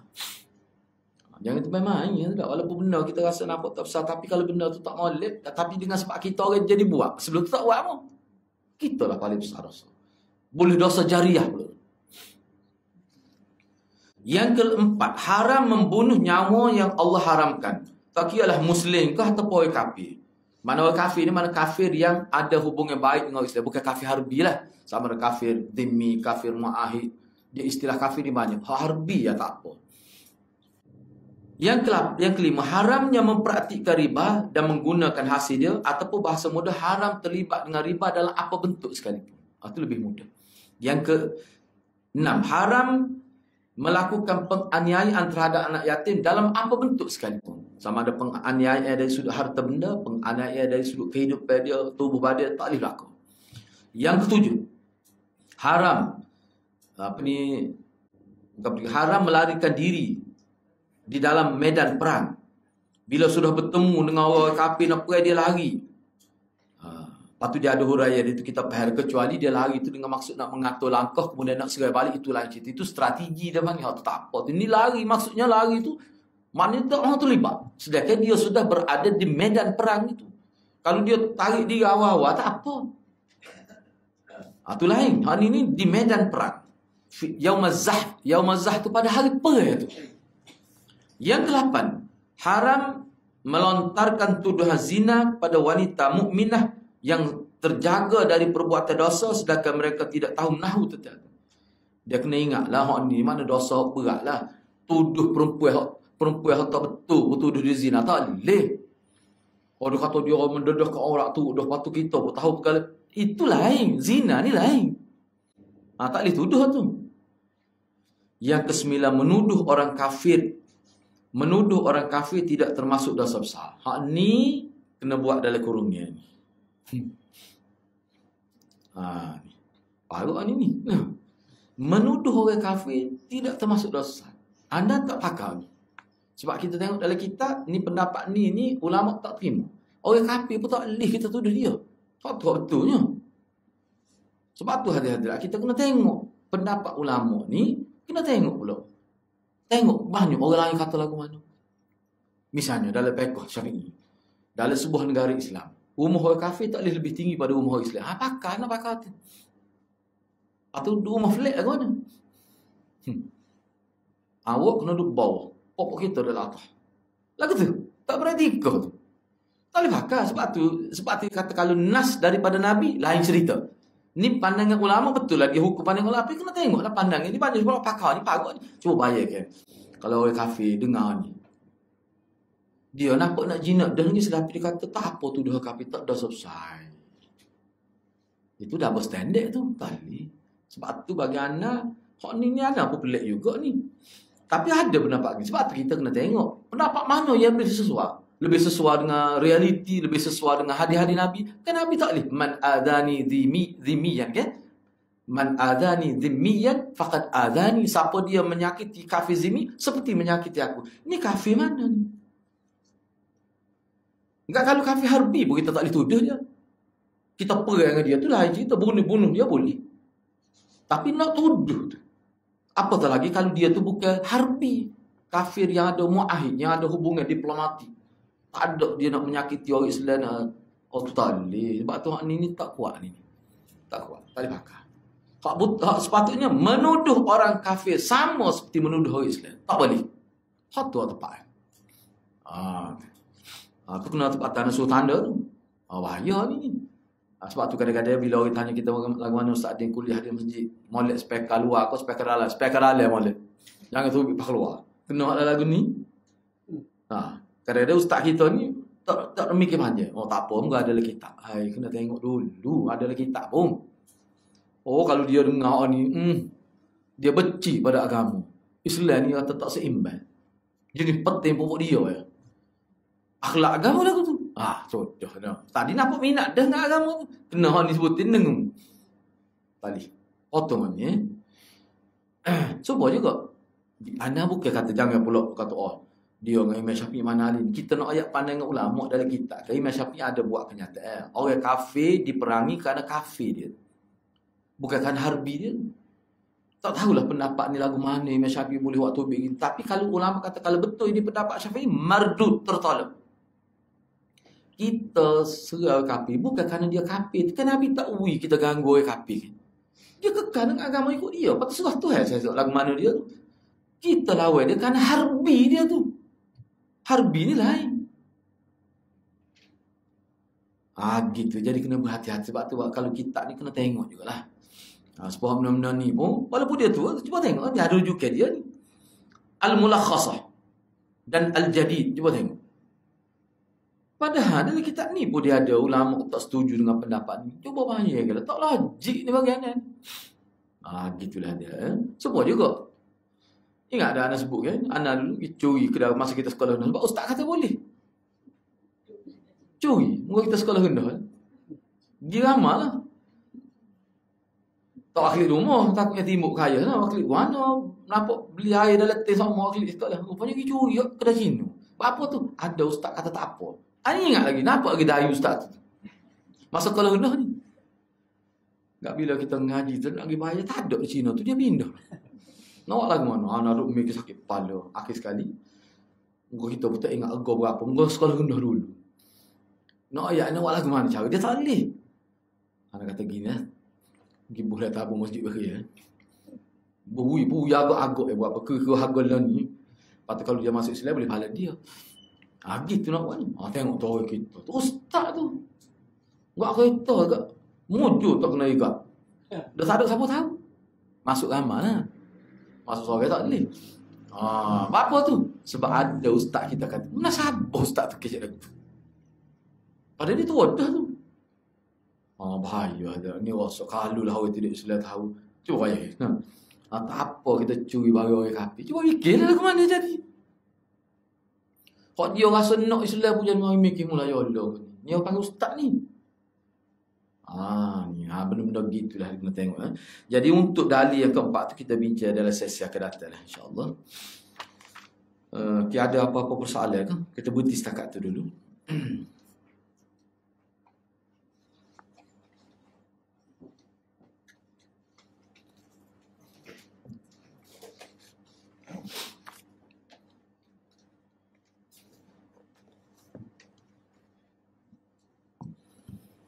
Okey, ada apa-apa soalan? Assalamualaikum. Ada yang tanya pasal Tok Muhammad. Boleh. Kalau masa kita tak dengar, dia baca berapa masa hidup. Bukan ke mana? Dia gini, masalah tu sebenarnya kita tak dengar tu tak apa. Sebab itulah bagi anda, untuk cermat ni kita akan rasa ihtiyat lah. Sebab Tok Muhammad ni, ya kita tahu dah macam-macam Tok Muhammad ni dah ada. Dia tak erti, tidak mengaji bab hukum hal-hal hukum syirik, tauhid dia tak belajar. Jahil lah kita kata. Tapi Islam dia tu macam-macam nak jumpa tu. Jadi kalau dia baca tu tak teria tu bagi anaknya waktu tu kita serah pada Allah. Sebab terbukti dia tu memang tu orang patah. Sebab gini anak sebut biarlah anak pun tidak nak buka luas sangat ruang ni. Betul lah ulama kata. Kalau kita tengok dalam kitab fiqh, katakanlah dia tak baca ayat Quran bom, tetapi kata-kata dia tu tidak syirik. Ulama kata masih dalam ruang lingkup harus lagi tu. Bukan kata afdal, harus. Tak jadi syirik. Syirik ni kalau ada unsur syirik. Ni tak ada syirik. Cumanya dia tak baca ayat Quran. Tak baca zikir Nabi ke. Dia baca bahasa Melayu. Ataupun bahasa Jawa. Mak mayah, ibu mayah. Dulu anak apa ingat tu? Panjang juga. Tebal ni buku. Kalau tu mau jampi tu mau kita tulis belakang. Tu anak ada baca tu. Pasti hilang buku. Tahu di mana kami. Anak pun tak pasti. Tak ada. Pada kunci tu. Saya lah mau kita tulis. Mak mayah. Tu anak tanya tu. Ayah, mak mayah ni makna ke dia? Dia kata tak ayah, aku tak tahu. Dia betul tahu. Dia baca gitu. Jadi kalau tak tahu tu kita pergi niat nak bom nak itu tu ya. Supaya kita pergi yalah GSM pun ada tidak Islam. Kalau Islam baca bismillah. Semua kita tahu Islam bila nak pembedahan semua ya 2 rakaat minta petunjuk biar Allah selamat. Minta dengan Allah. Apa tu buat? Makna orang kafir pun boleh, salah sani pun boleh. Tapi kalau terbukti ada jelas, ada clue kita kata, ada qarinah, dia buat tu. Tu tak boleh. Qarinah lagu mana contohnya? Misalnya ada satu tempat anak gitu, memang hebat tu orang ni anak gitu. Dia guna keris panjang tu, dia guna wahlima tu. Dan dia baca tu anak tak faham, dia baca ke dia. Dan dia pun tak tahu ayat mana ke apa. Kita tak nak kata lah tu kita tak tahu. Tak nak kata syirik, kita tak tahu. Tapi kalau sekadar nak pergi bom, sekadar tu ya. Ulama kata jangan ada perasaan anggap dia lebih. Nak jaga hati. Tiba-tiba kita tengok perbuatan zahir dia tu. Asal dia jampi dia tak asal 50. Dia tekan dengan ke depan lah. Dia tekan masuk saja dia punya mata tu berasak. Ke mana tu biasa? Kita buat rumah tak berasak. Pelik tu. Buatlah ke mana tu? Kita tak nak kata syirik lagi tu. Siapa berasak lagu syirik mana? Tetapi kalau tanya anak tak wigi lah tu. Kata baik tak usah cari lain. Tapi kalau tak ada juga, tapi dia terbukti memang sembuh. Patuhan ni bukan melibatkan menggunakan sekadar untuk patah ya. Tidak melibatkan bahan-bahan kotor dak gitu ya. Biasa tu orang panggil tu patah dia urut sebenarnya. Dia tu betul balik. Oh tak apa gitu boleh, tak masalah tu. Tapi kita panggil tu ngomong ya kok. Mana kan? Bagaimana tak apa tu. Sekadar. Sebab tu dia kena pilih-pilih. Sebab tu dalam kitab fiqh orang Islam ni kena ada erti bab-bab lagu ni. Dia ni termasuk dalam fardu kifayah. Kau tidak kat jadi orang sesat saja ambil bidang ni. Dan Dr. Harudin mana tahu dia mula-mula terlitah nak buat darus syifa ni. Kerana nak ambil nak meletak ke posisi dan nak menyelesaikan masalah umat Islam lah maksudnya. Hak kita nak kritik ada dia tak kena gini. Bukan nak kritik, kita duduk saja. Kita duduk saja ni memang sedap lah. Tapi kuku dia usaha dah tu. Dana pun masuk dalam juga tu terlibat dengan dia tengok. Oh, alhamdulillah kata ada alternatif. Kalau ada sikit-sikit kita tak setuju tu, hak tu tidaklah bawa pada syirik. Tapi kuku mana pun lebih baik daripada hak lain dah. Sebab orang-orang terlibat tu orang ngaji-ngaji saja tu. Jadi bagiannya insya-Allah kalau ada kesilapan dia sebab kita lah. Kita harap Allah ampunkan. Tapi jasa dia. Ustaz Mak Mustafa tu antara terlibat sekali anak terlibat nak belajar cara dia tu. Cuma tak ada habis. Mungkin kita sibuk tak ada. Patut tak suruh. Tak jadi tu ngomong. Pakai lihat tu tengok. Tak takut langsung. Jadi sekadar tu tak apa. InsyaAllah. Mungkin ada soalan lain. Mungkin dia urut sebenarnya. Tu patah ni. Cuma dia ada baca bismillah. Ada baca gitu ya. Tak ada apa kan. Mungkin ada soalan lain tu. Sebab kita ni rasanya dalam bulan Ramadan ni kita buat tafsir itu maklum dah tak? Tak maklum lagi. Anak pun tak tengok. Asal mungkin rasmi dia akan sebut lah. Jadi anak sebut ni bukan apa. Mana kalau tak ada maklumnya hari Sabtu ni bawa kitab ni lagi. Tapi sebenarnya dia sebut maklum tafsir dia tu tafsir maudu'i. Kita nak bincang ayat-ayat Quran tentang ilmu. Mana kalau habis tu nak bincang beberapa tajuk lain pula. Bukan nak bincang ayat Quran mengikut tertib susunan tu tak. Ayat-ayat yang menyebut tentang ilmu. Secara bertopik lah maknanya. Dulu kita bincang tentang ibu bapa. Mana Cikgu Si minta buat gitulah. Okey, tak ada salah kalau tak ada kita ada boleh sila. Assalamualaikum. Waalaikumsalam.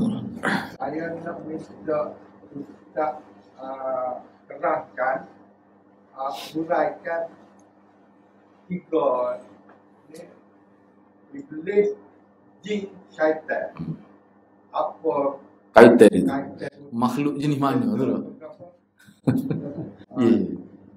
Soalan pertama, soalan kedua, ada seorang ustaz kata syaitan, dia tak kata jin iblis. Dia kata syaitan ni mati seperti kita. Dia kata mati ni kita kekal sampai kiamat lah baru mati. Dia kata syaitan ni mati. Ada hari mati, ada esok mati. Syaitan beranak mati. Tapi dia tak sebut iblis dengan jin, dia sebut syaitan saja. Okey, tu. Jadi soalan pertama tu dia makhluk halus yang disebut dalam Quran dia ada tiga. Malaikat kita kecuali lah tu. Maknanya iblis, syaitan dan jin. Atau memang betul lah ada sebut dalam Quran. Sebab tu ulama kata makhluk halus yang tidak disebut dalam Quran dia tak ada. Jadi orang Melayu banyak tu dia buh nama. Boleh jadi jin tu belakang. Orang panggil bunia, tak bunia. Kadang-kadang hatu tu lucah dia buh nama. No, tu orang Melayu kita. Tak ada dalam nas tu. Baik, sekarang ni buku dia ada buku anda nak sebut dulu. Profesor Dr. Umar Sulaiman Ashqani dia buat khusus alam jin, alam malaikat. So khusus buku. Alam jin tu, alam malaikat tu setebal ni. Nabi dah nak baca untuk sahabat-sahabat kita di Selangor ni. Alam jin. Lepas tu alam malaikat dia ada belakang. Kalau tadi kata iblis ni, dia gini anda sebut jin semua tadi adalah buku khusus. Sebab itu termasuk dalam bab orang panggil akidah tu. Duduk di bawah perkara gaib. Baik. Kalau dalam hadis sebenarnya kewujudan tiga ni misalnya kita kata iblis. Hak ni iblis dengan syaitan ni dia memang dia rapat sangat. Sehingga digambarkan oleh Nabi dia kata syayatin. Syaitan tu mufrad, syayatin tu jamak dia. Dia sebenarnya adalah tentera iblis. Iblis ni saf kepimpinan dia. Disebut begitu dalam kitab ni yang kita baca di Telipuk tu Mishkatul Masabih itu. Kan Nabi sebut maknanya pelaksana strategi ni hak dipanggil iblis ni dia sentiasa mesyuarat dengan syaitan ni pelaksana tu dia sentiasa mesyuarat dengan bos dia nama iblis tu. Nabi kata kalau syaitan ni berjaya menjalankan tugas dia menyebabkan berlaku perceraian suami isteri. Nabi sebut gitu khusus. Maka iblis, syaitan ni dia akan naik pangkat bila dia pergi mesyuarat di tengah laut. Pusat pemerintah di tengah laut. Nabi sebut dalam hadis. Benda ni gaib, tak nampak ni. Walaupun ada sahabat Nabi pernah kata dia pernah berlayar, dia ada nampak. Tuhan tunjuk pada dia. Nabi kata, tu Nabi sebut tu memang ya, tengah laut. Putrajaya dia tu tengah laut. Dia mesyuarat tu. Dia mesyuarat. Nak hari. Sebab tu anak cabar, JK masjid, mesyuarat nak hari. Nak memaju ke masjid. Tosir. Nah, siapa dia nak mesyuarat lagi? Tapi syaitan ni serius dia. Sebab dia kerja part time. Full time. Bukan part time. 10 masa. Kalau dia berjaya menyebabkan berlaku perceraian dalam hadis tersebut, tadi Mishkat, dia akan diletak di sebelah kanan iblis. Orang kanan iblis jadi. Naik pangkat. Syaitan tu. Jadi maknanya syaitan tu dalam huraian syarah hadis tu, dia pelaksana polisi iblis. Syaitan. Sebab tu syaitan dianggap sebagai junud iblis. Tentera-tentera iblis. Makhluk sama ya semua orang. Dia boleh berubah dalam rupa ni tu. Serupa malaikat begitu juga. Jin begitu juga. Dia tak serupa dengan kita. Mizaj dia tu. Jin ni, ni mukallaf. Ada kafir, ada Islam. Wa ma khalaqtul jinna wal ins. Okay? Tidaklah aku ciptakan jin dan manusia. Mereka ni semua mukallaf. Jin ni ada mukallaf. Jadi kalau dia langgar, dia berdosa. Maknanya jin ni ada jahat, ada baik. Dan dia ni akan masuk neraka seperti manusia juga. Rupa lah ke mana? Wallahualam. Sebab dia, orang panggil sistem jasad dia tu, dia boleh berubah seperti iblis juga. Kemudian panjang cerita lah. Kalau nak hot tu, kita habis kita ni dulu. Kita baca pula cakap jin pula. Baca cerita jin. Molek juga kita tahu tu. Muka sebut dalam Quran. Dalam hadis pada sebut. Kita ambil malaikat dulu tak apa. Sebab ada juga malaikat waktu wahyu ada juga. Selain pada Jibril. Dalam riwayat 3 kali berlaku. Jin yang baik tu masuk syurga ke? Masuk surga. Masuk surga sebab dia mukallaf. Hak baik. Cuma anak nasihat tak selesai dengan dia. Sebabnya ramai orang yang bermasalah sayang dia. Anak pernah jumpa. Dia jadi ramai betul lah Ibn Taymiyah kata makhluk halus ni kalau dia berkahwin dengan kita ataupun dia masuk tubuh kita lama-kelamaan dia menjejah kesihatan kita. Ibn Taymiyah kata. Dan ni dia tak masuk cuma dia gaul tu dia jadi berubah sifat budak tu. Jadi sensitif. Mak dia jadi tak boleh kawal pasal dia jadi sesuai dengan alam tu. Walaupun dia duduk alam musyahadah. Kawal tu duduk alam gaib. Masalah dia dua tu nampak. Masa duduk depan anak nak kecek pun melalui dia. Kata berat lagu ni. Aku sekali terpaksa berhenti sekolah. Siapa dia nak ngaji. Menguduk kecek ngakak guru dia oleh kelas. Cikgu pun takut masuk kelas. Aku sekali terpaksa berhenti budak perempuan. Dahsyat. Lepas tu bila lama bertahun-tahun ya. Bila dia masuk. Bila dia sapa umur lah.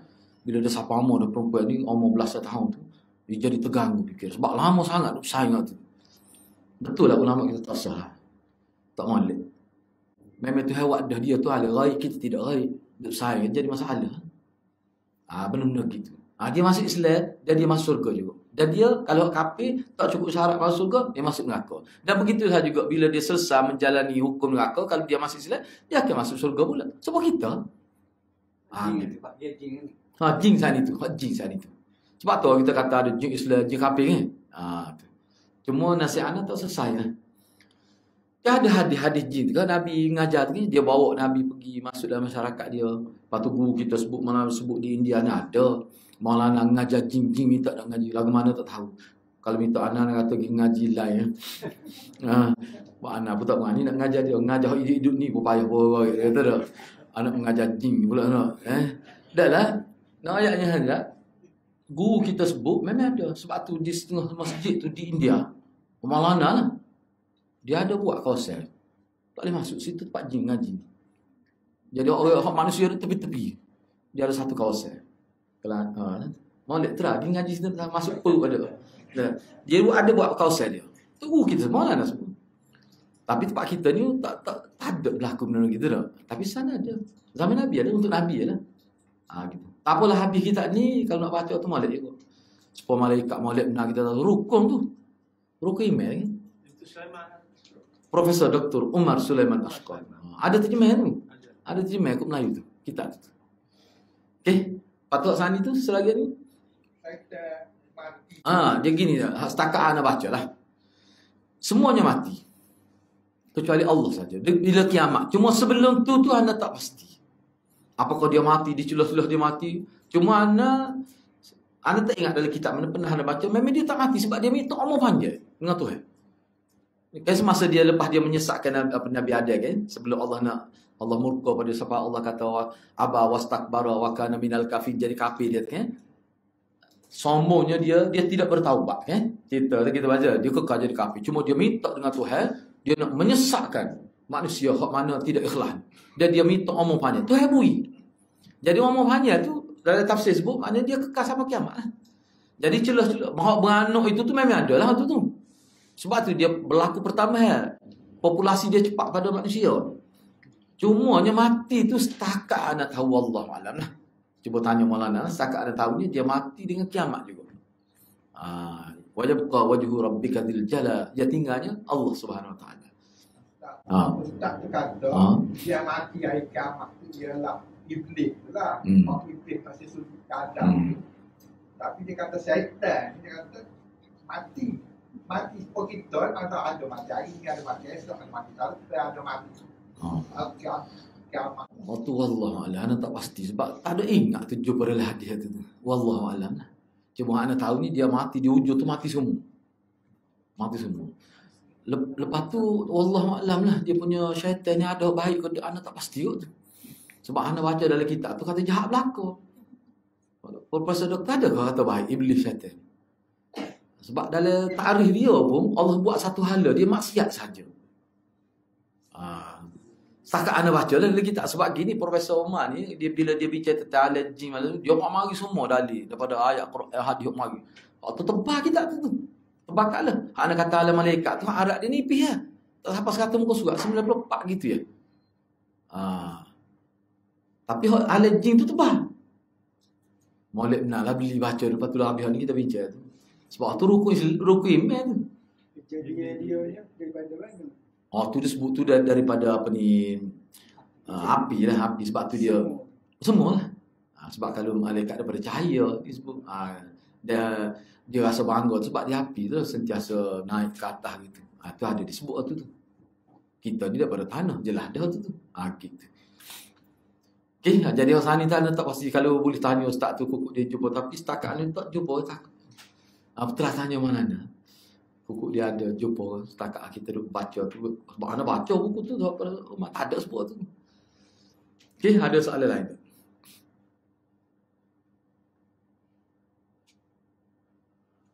So lagi buku hak Maulid kalau nak baca lah kata ni. Dia juga tulisnya 85 hadis hak sahih. Pelik, ganjil tapi sahih. 85 hadis. Ustaz Zahiruddin dia ringkas dia buat 40. Ni 85. Maulid tu. Dia cerita tentang kehidupan di hari akhirat. Pelik-pelik dalam syurga, dalam neraka. Yang mana kalau orang lain cerita, kita tak percaya. Tapi bila Nabi cerita melalui jalur riwayat sahih, kita percaya walaupun pelik. Itu 85 dia kumpul. Okey? Boleh kita berhenti setakat dulu. Mudah-mudahan Allah berkati kita semua. Aku lu qauli hadza wa astaghfirullahal azim li wa lakum. Assalamualaikum warahmatullahi wabarakatuh.